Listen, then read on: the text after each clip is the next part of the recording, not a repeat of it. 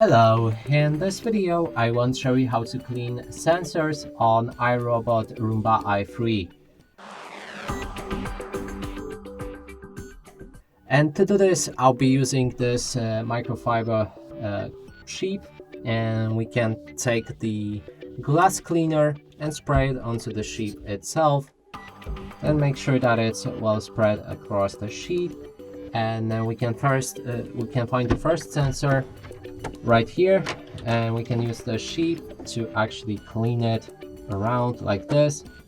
Then you can use some paper to dry it properly. Okay, so I think that one should be cleaned. Now we can move to the 4 other sensors. You can find one right here, another one right here, and right here as well. Okay, and that's it for this video. Hope you like it. Please consider subscribing to our channel, leave a like and a comment below.